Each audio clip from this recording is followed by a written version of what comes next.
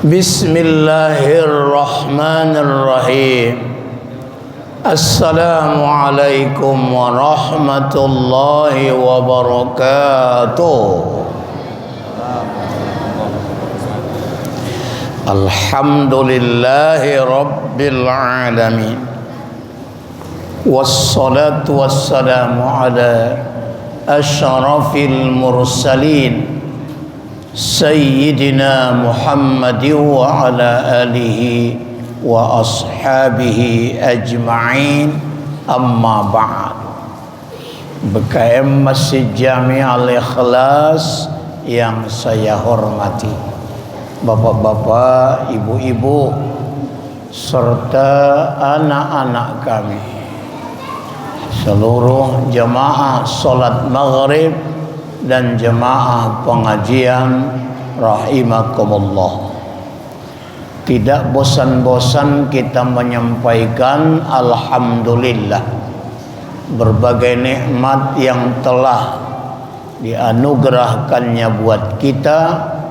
Terlebih-lebih malam ini kita kembali dapat meneruskan pengajian kita sebagaimana biasa.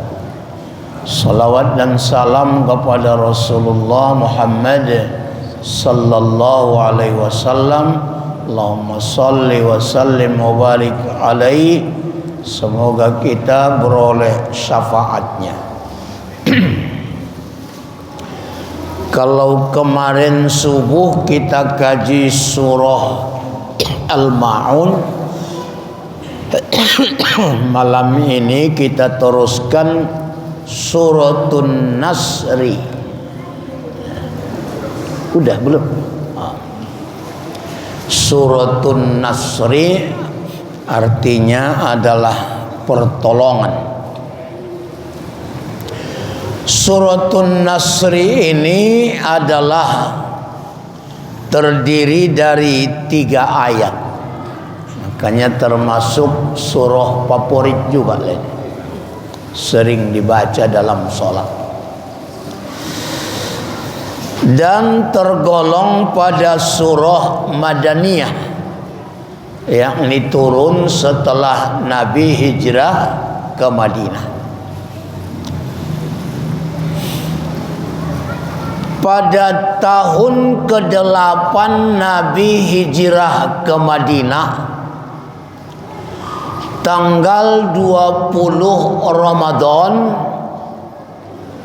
Nabi beserta 10.000 orang rombongan datang dari Madinah menuju kota Mekah.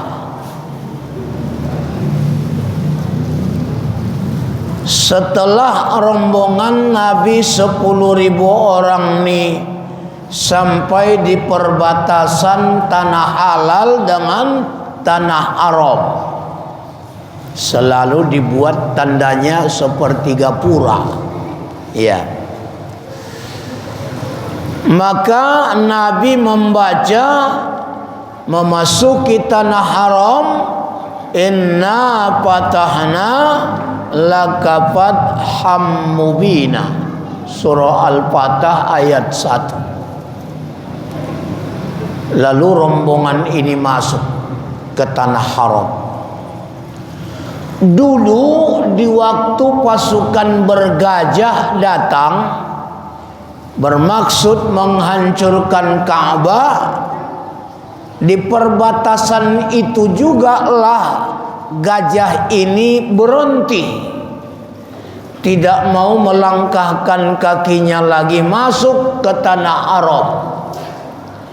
Dipaksa oleh yang menungganginya, malah balik kanan gajahnya. Dipaksa malah boleh, karena tahu diri gajahnya tak boleh masuk dia ke tanah haram.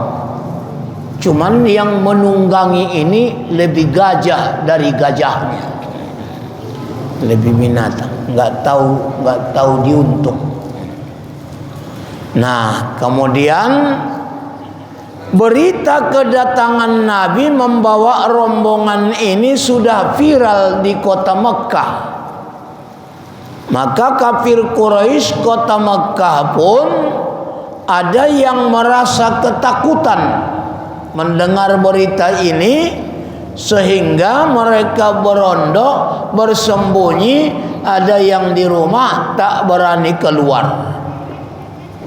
Tapi ada juga yang menghadang kedatangan Nabi, tapi dengan mudah Nabi menaklukkannya, ditawan.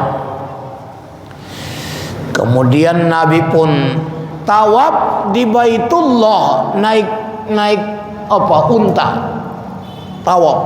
Karena Nabi rombongan ini naik unta dari Madinah langsung masuk ke tanah haram, ke Masjidil Haram, tawaf, berputar naik unta sambil membaca idza ja'al haq wa zahaqal batil innal batila kana zahuqa.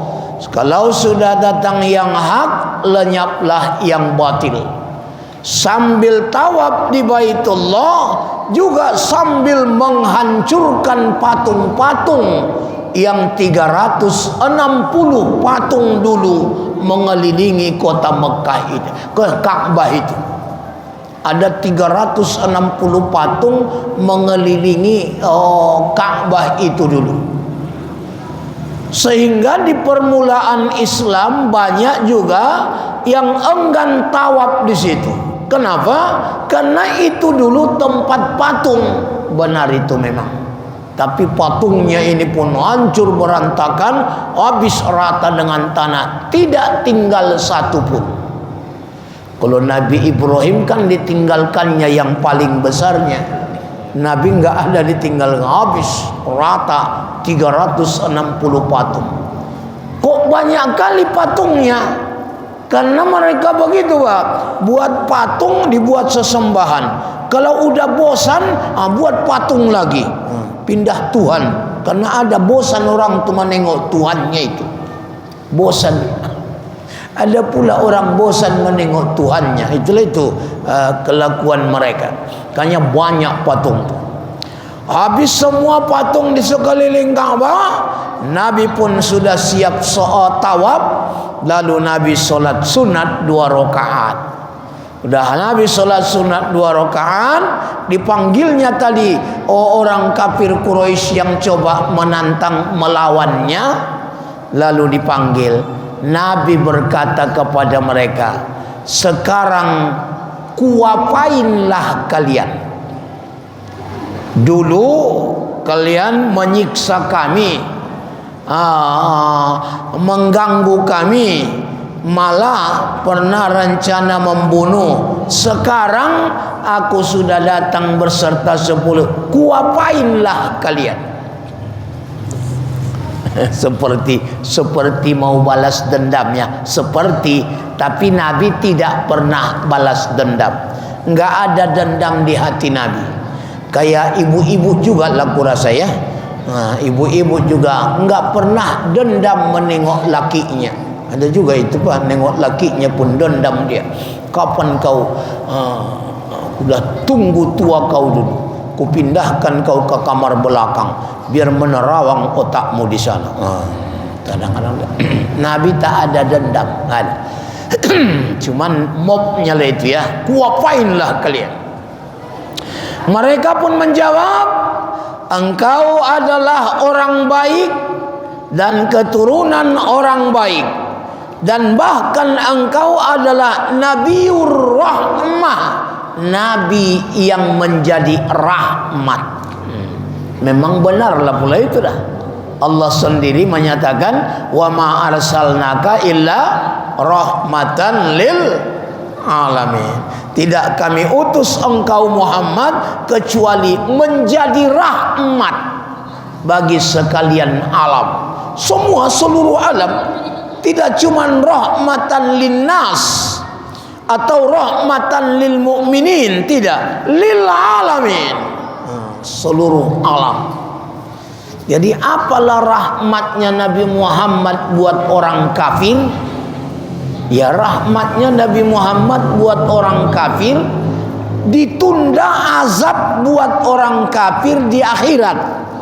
Enggak disiksa mereka di dunia nih dengan datangnya Nabi Muhammad. Lain halnya kalau Nabi Nuh, diturunkan banjir bandang, ditenggelamkan semua kecuali yang ikut dengan sampan Nabi Nuh. Begitu juga kaum Nabi Lut, ditenggelamkan juga, di bumi hanguskan kecuali yang mengikut Nabi Lut. Begitu juga kaum Nabi Musa, ditenggelamkan di Laut Merah kecuali yang ikut Nabi Musa. Tapi di zaman Nabi Muhammad nih, walau kafir mengejek, memaki, tapi aman-aman saja, tidak diturunkan bala azab segera buat mereka di dunia ini, ditunda nanti sampai di akhirat. Itu rahmatnya buat orang kafir. Apalah rahmatnya buat hewan? Banyak. Dilarang Nabi kita membunuh dengan cara membakar. Gak boleh. Gak boleh membakar. Misalnya membunuh semut, jangan dibakar. Bunuh tikus, jangan dibakar. Siramnya tikus dengan minyak lampu, dibakarnya gak boleh. Makanya ibu-ibu jangan membakar ikan. Maksudnya hidup-hidup, dibunuh dulu baru dibakar. Jangan hidup-hidup dibakar, menyiksa namanya. Rahmat. Dan bahkan rahmat juga buat semut. Dilarang Nabi kencing di tanah berlubang, karena bisa saja di tanah berlubang itu ada makhluk Allah namanya semut. Jangan-jangan semut itu lagi wirid akbar pula. Lalu kalau dikuncingi kan bubarlah itu ya, bubarlah. Tsunami. Bau jengkol kata yang lain. Itulah. Dilarang Nabi aman, rahmat buat semut. Rahmat buat tumbuhan.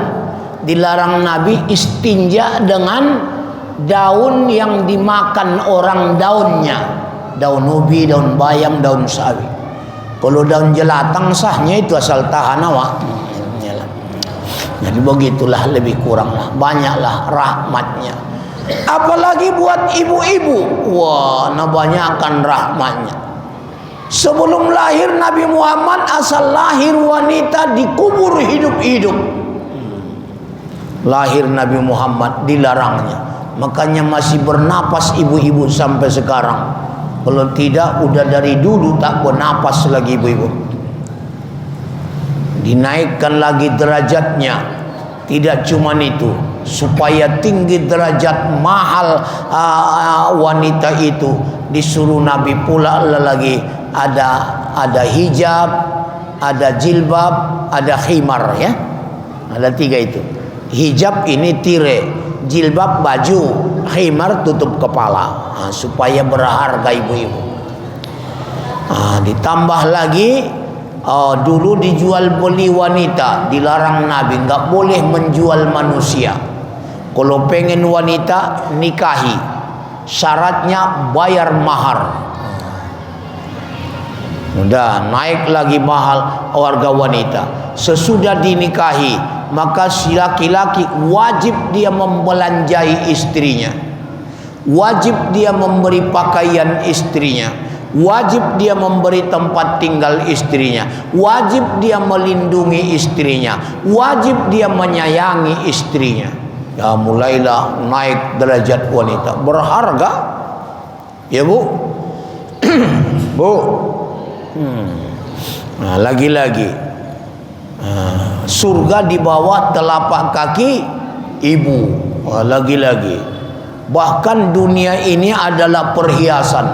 Ad-dunya mata' wa khairu mata'iha al-mar'atus sholihah. Dunia ini adalah perhiasan, sebaik-baik perhiasan adalah istri yang solehah. Dan ibu-ibu inilah contoh-contoh istri solehah di Kabupaten Deli Serdang. Yalah, aman. Itulah hebatnya Nabi mengangkat harkat martabat kaum wanita. Apalagi kita nih ya, kan tanggung. Nah, itu namanya engkau adalah Nabiur Rahmah, akhirnya mereka masuk Islam. Dan inilah yang Allah ceritakan, idza jaa nasrullahi wal faqr. Apabila telah datang pertolongan Allah, wal faqr, kamu akan menjadi pemenang. Menang. Kalau sudah ditolong Allah, menang. Nah, itulah makanya dari situlah penaklukan kota Mekah. Maksudnya, jadi dari situlah orang Islam, Nabi Muhammad, kaum muslimin menguasai kota Mekah. Dulunya dikuasai orang kafir. Begitu rupanya kalau datang pertolongan Allah. Sama juga negara kita yang tercinta ini, dulu dikuasai oleh Belanda.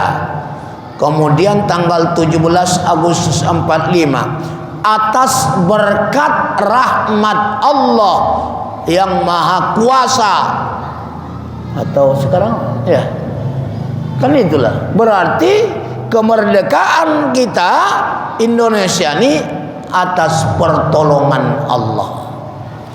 Kemerdekaan kota Mekah kembali di tangan kaum muslimin pada Nabi atas pertolongan Allah Subhanahu wa taala. Nah, ialah ditolong Allah. Inilah pertolongan Allah pertama sehingga bisa Nabi menguasai kota Mekah kembali. Dari situ makanya dikatakan Futuhul Mekah, kemenangan di tangan kaum muslimin, kemenangan di tangan orang Islam, diberi Allah pertolongan. Ya, kemudian itu pertolongan pertama. Pertolongan kedua, wa ra'aitan nasa yadkhuluna fi dinillahi afwaja. Pertolongan kedua, dan engkau melihat manusia masuk ke dalam agama Allah. Agama Allah apa? Islam. Innad dina indallahil Islam. Satu-satunya agama di sisi Allah cuman Islam. Masih ada orang yang mengatakan semua agama sama. Kurasa itulah orang paling pauk di dunia ini. Dibilangnya semua agama sama, kan pau itu. Apa sama rupanya Islam sama Kristen? Ya, Islam sholat, orang tuh nyanyi-nyanyi. Awak ke masjid, dia ke gereja. Awak ke surga, dia ke neraka. Oh, jauh kali lah bedanya. Seperti langit bumi, siang dengan malam. Masih dibilangnya lagi semua agama sama. Kan bodoh kali itu orangnya itu. Agama Islam satu-satunya, enggak ada yang lain. Itu akidah kita.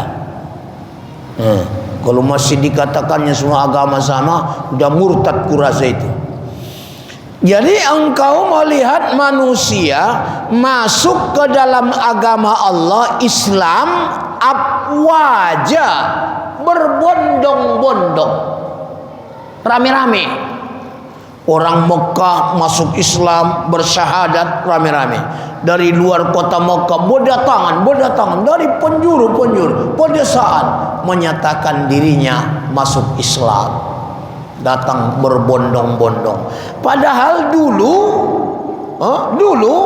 orang masuk Islam takut, diam-diam, sembunyi-sembunyi. Kenapa? Kalau ketahuan masuk Islam disiksa, diseret di padang pasir, dicambuk, ditimpa batu besar, malah macam-macam, Pak. Makanya orang diam-diam dulu masuk Islam di permulaan Islam Nabi kita berdakwah. Sampai sekarang masih ada itu peninggalannya. Peninggalan itu dah.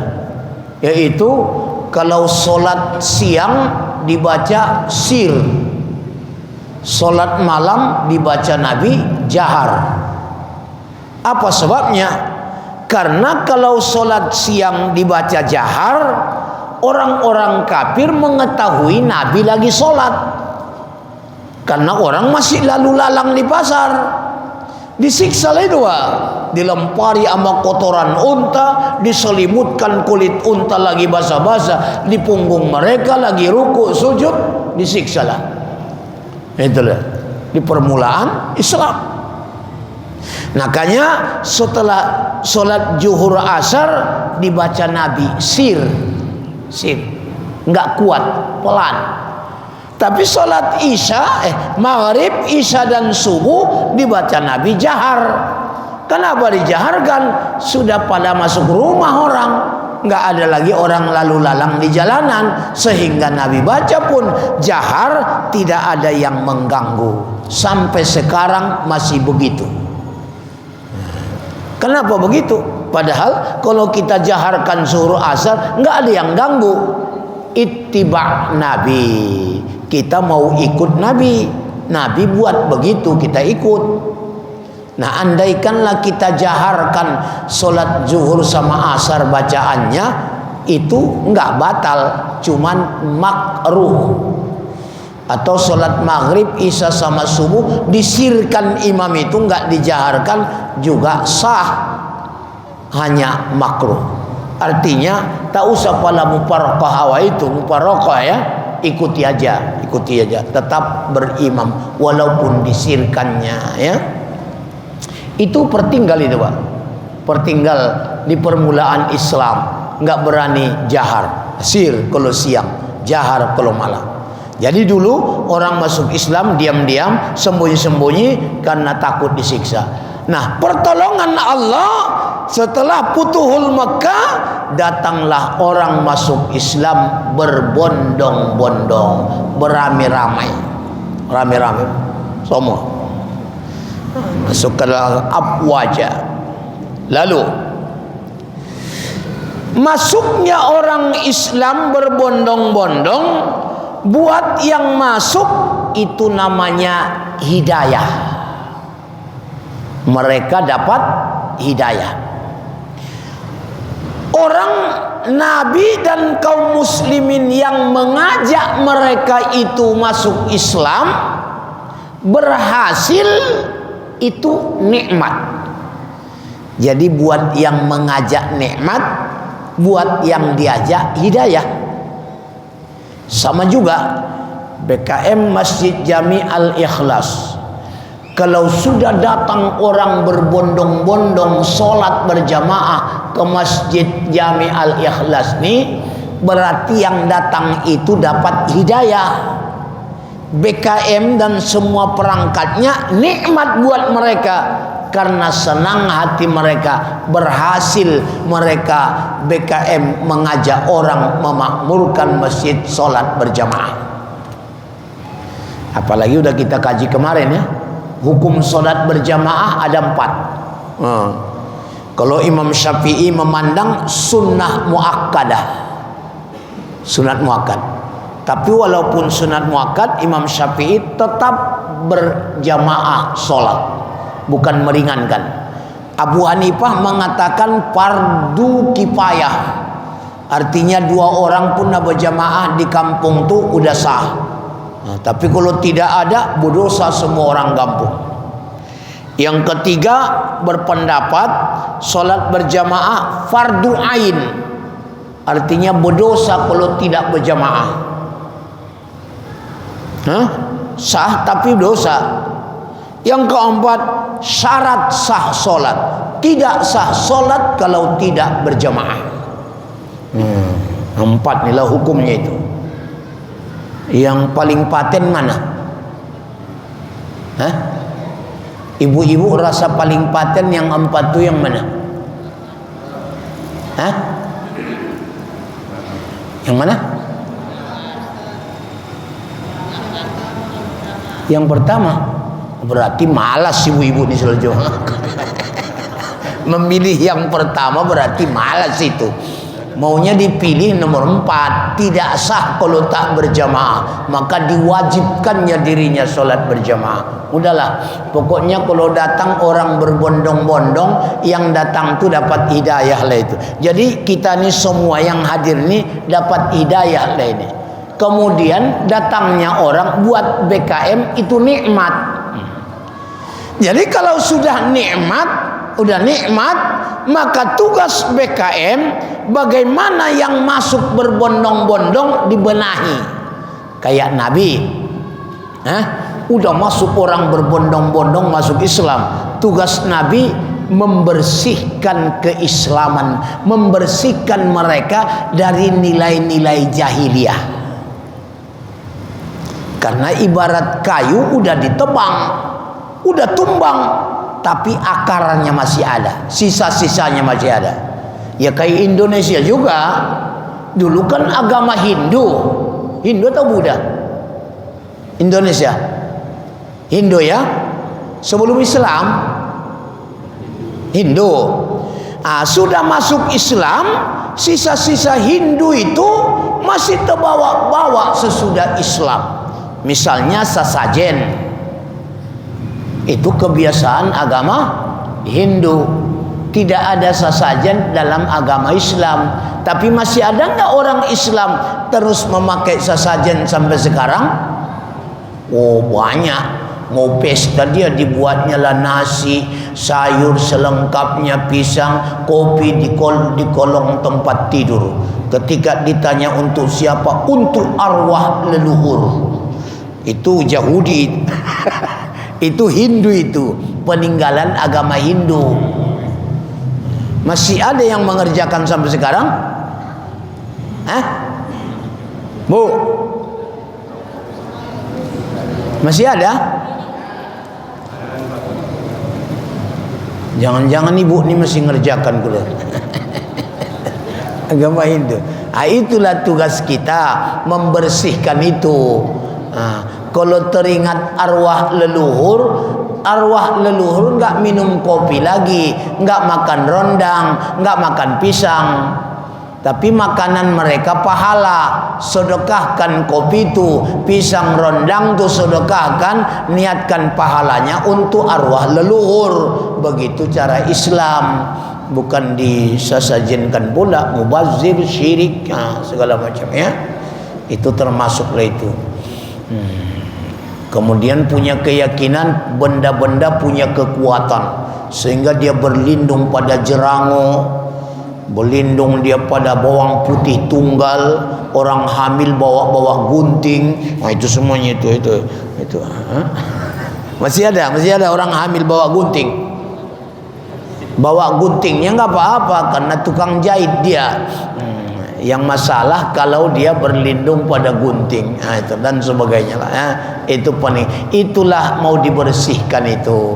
Tugas Nabi di akhir-akhir hayatnya membersihkan kebiasaan-kebiasaan jahiliyah, atau katakanlah mengislamkan orang Islam, mengislamkan orang Islam, begitulah.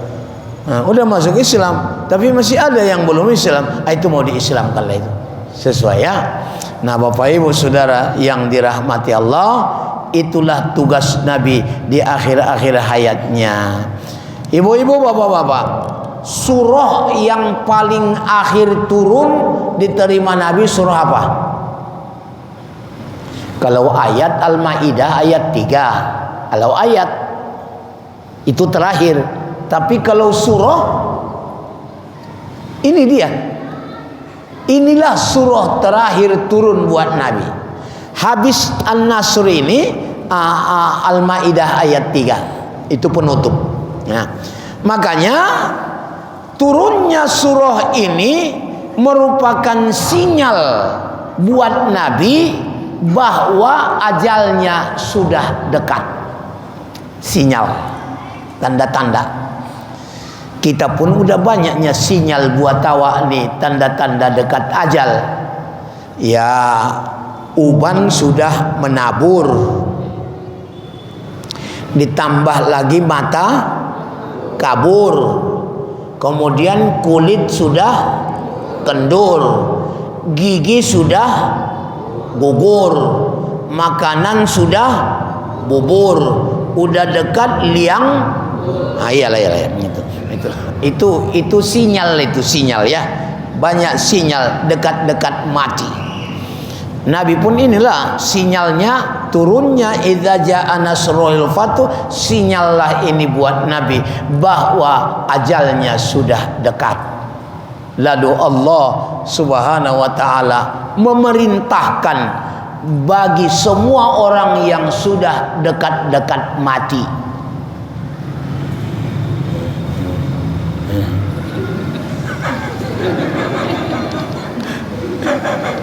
Iyalah, tinggal kami sama tinggal Pak Sudir, pemain lama di sini. Yang lain sudah kematian.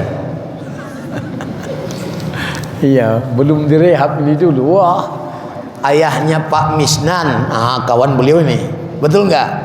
Nah itulah ngurusi masjid ini dulu. Nah kemudiannya datang. Jadi bagi yang sudah dekat-dekat mati, maka Allah perintahkan buat kita. Apa perintahnya? Buat Nabi secara khusus, buat semua orang yang mau mati. Bapak-bapak, ibu-ibu, calon-calon jenazah yang saya hormati, Allah perintahkan apa? Fasabbih bihamdi rabbika wastaghfirhu. Ada 3. Ada berapa? 3. Bu, 3. Hah? Iya. Kenapa? Calon bupati. Kok ke situ larinya? Maksudnya Masjid Jami ini jamaahnya memilih nomor 3 kurasa ini, karena BKM-nya tim suksesnya.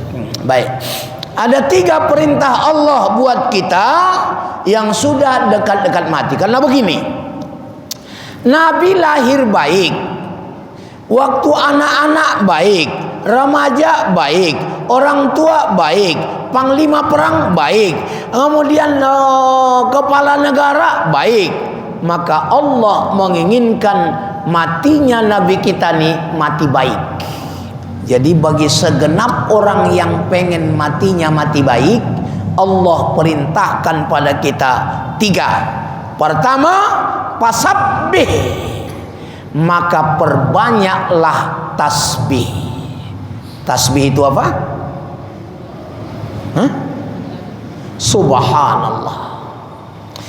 Siapa kata Nabi yang membaca tasbih, membaca tasbih 100 kali, maka Allah akan memberi kepadanya 10 pahala dan dihapus Allah memberi pahala 1000 pahala dan menghapus 1000 dosa. Bapak ibu yang dekat-dekat mati, dikasihlah awak 1000 pahala, dihapus 1000 dosa. 1. Yang kedua, kalau dirangkaikan dengan wabihamdi, subhanallah wa bihamdihi, subhanallahi wa bihamdi, dia baca 100 kali subhanallahi wa bihamdi, maka Allah akan mengampuni dosanya walau sebanyak pasir di pantai. Hadis sahih riwayat Muslim. Iya. Subhanallah wa bihamdi. Jadi pertama fasabbih, perbanyak tasbih. Yang kedua wa bihamdi.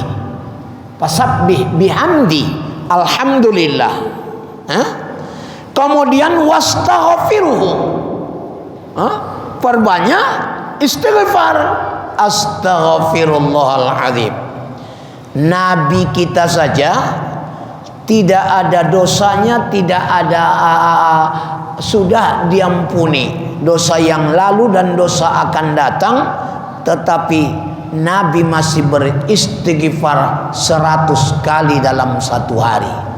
Orang tak berdosa nih istighfarnya 100. awak yang banyak dosa nih istighfarnya cuman 15 kali. Subuh 3, zuhur 3, asar 3, maghrib 3, isya 3. Begitulah parahnya awak ini. Dosa banyak, istighfar sikit. Nabi dosa nggak ada, istighfar banyak. Itu.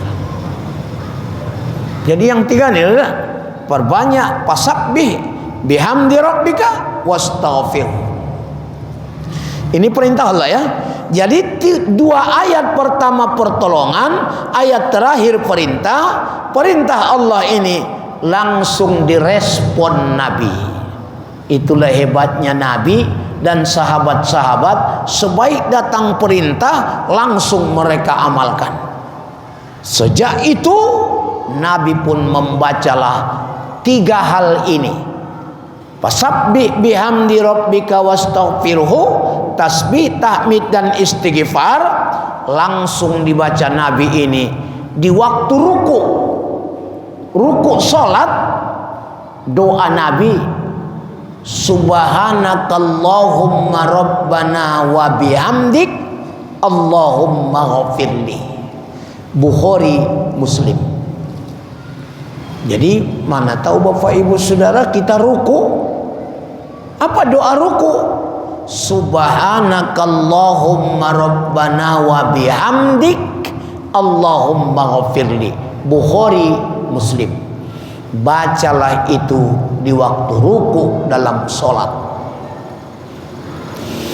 Dijaharkan? Iya, karena Nabi juga dijaharkannya. Apakah enggak nambah-nambah sholat? Tidak, karena kita sholat ikut Nabi. Nabi baca, awak baca. Malah yang enggak baca mengurang-ngurangi. Saya ulangi, subhanakallahumma, ayo Bapak Ibu, rabbana wa bihamdik Allahumma ghafirli. Subhanakallahumma rabbana wa bihamdik Allahumma ghafirli. Subhanakallahumma rabbana wa bihamdik Allahumma ghafirli. Udah hafal? Kadang-kadang maunya hafal awak di masjid nih, pulang nanti di jalan hilang separuh, sampai ke rumah hilang semua. Nah itu. Kalau enggak hafal, tanya beliau ini, udah direkamnya nih. Ya. Bacaan waktu ruku'. Ya. Baca ruku' itu. Begitulah Nabi merespon perintah Allah. Fasabbih bihamdi rabbika wastaghfirhu. Bertasbihlah dan bertahmid dan beristighfar. Maka Nabi langsung subhanakallahumma rabbana wa bihamdik Allahumma ghafirli innahu kana tawwaba. Sesungguhnya Allah itu maha menerima taubat. Dan ini rahmat buat kita ini. Andaikan tidak ada cerita taubat, kalau kita pastilah neraka ini.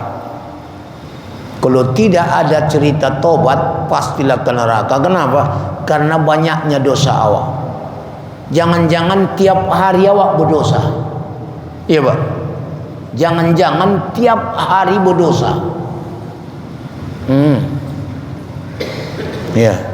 Makanya kalau dibanding, kalau awak pikir-pikirkanlah antara pahala dan dosa, kayaknya harus neraka dulu baru surga.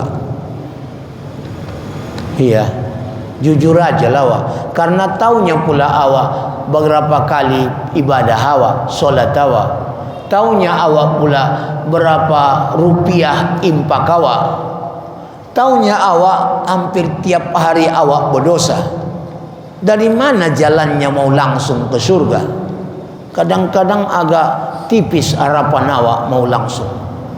Cuman ada 2 yang membuat awak semangat. Semangat awak. Pertama, mengharap rahmat Allah.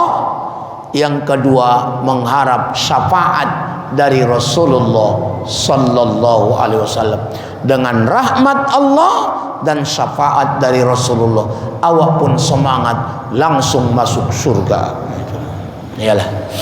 Ayo kalau begitu kita amalkan ini, ya mudah-mudahan Allah menerima seluruh amal ibadah kita. Baik, kita beri kesempatan untuk berdiskusi. Iya, dipersilakan.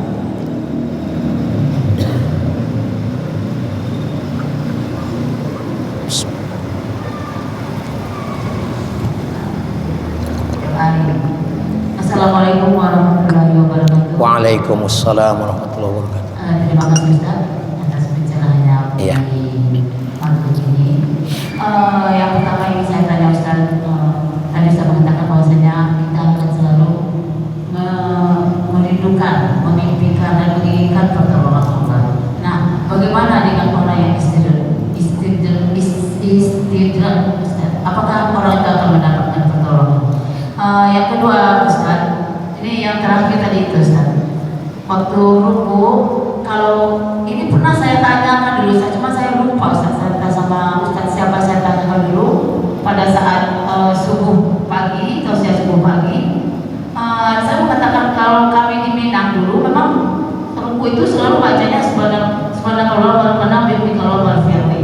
Itu saya tanyakan Ustaz, saya selalu membaca itu Ustaz, tapi dibilang Ustaz itu, oh kalau seandainya itu tidak dilaksanakan, tidak ada hukumnya, kenapa ibu harus membaca?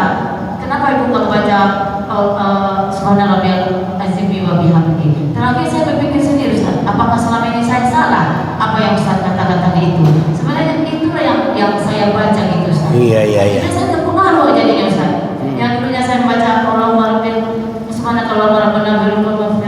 sekarang saya membaca subhanallahil azim wa bihamdihi. Iya. Bagaimana Ustaz? Jadi ada kebimbangan jadinya Ustaz. Kalau saya lebih setuju dengan pendapat Ustaz tadi.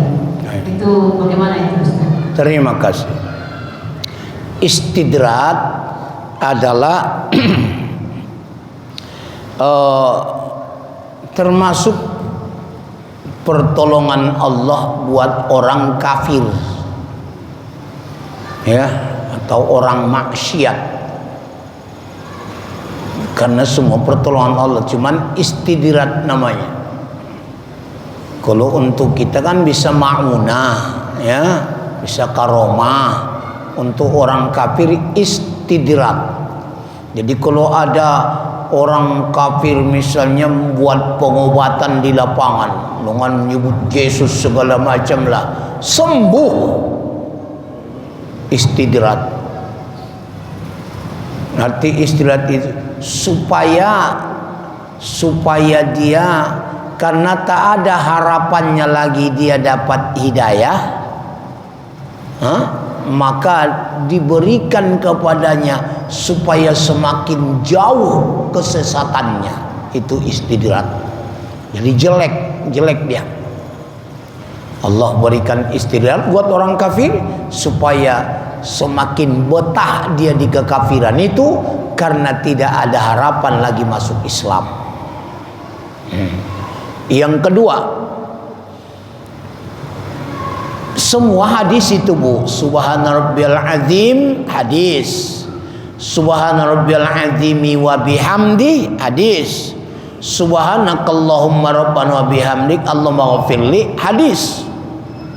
Jadi yang manapun yang tiga ini dibaca boleh, bahkan kalau dibaca tiga-tiganya pun boleh. Yang tadi Bukhari Muslim, ya. Ada pula yang bilang, nanti dibilang orang pula aku Muhammadiyah, katanya pula. Iya. Kenapa rupanya? Kalau amalan Muhammadiyah enggak boleh rupanya orang NU mengamalkannya? Boleh. Atau amalan NU diamalkan Muhammadiyah, kan enggak ada masalah itu. Asal sumbernya jelas. Itu ya. Ya Bu. Enggak ada yang salah Bu. Dulu ibu baca itu, sekarang subhanallah azim, besok subhanallah azim wa bihamdi, atau subuh subhanallah azim, zuhur subhanakallahumma rabbana wa bihamdi, kemudian asar subhanallah azim wa bihamdi. Boleh tukar-tukar, ganti-ganti, enggak ada masalah. ganti-ganti, tukar-tukar, nggak ada masalah. Atau dibaca tiga-tiganya sekaligus, bagus. Ya Bu ya. Jadi nggak ada yang salah, nggak ada yang salah Bu. Bahkan diam pun awak tetap sah, cuman tak dapat pahala karena bacaan itu hanya sunat ya. Sunat ya, sunat. Tapi sunat pun sayang kalau nggak dikerjakan. Sepala ruku pula, ngapain awak diam aja, bacalah. Alhamdulillahirabbil alamin. Salatu wassalamu ala asyrafil mursalin sayyidina Muhammadin wa ala alihi washabihi ajma'in. Rabbana amanna bima anzalta wattaba'na ar-rasula faktubna ma'asy syahidin. Rabbana zidna ilman nafi'a warzuqna fahma wasi'a wa amalan shaliha. Rabbana atina fid dunya hasanah wa fil akhirati hasanah wa qina adzabannar. Wa sallallahu ala sayyidina Muhammad walhamdulillahi rabbil alamin. Assalamualaikum warahmatullahi wabarakatuh.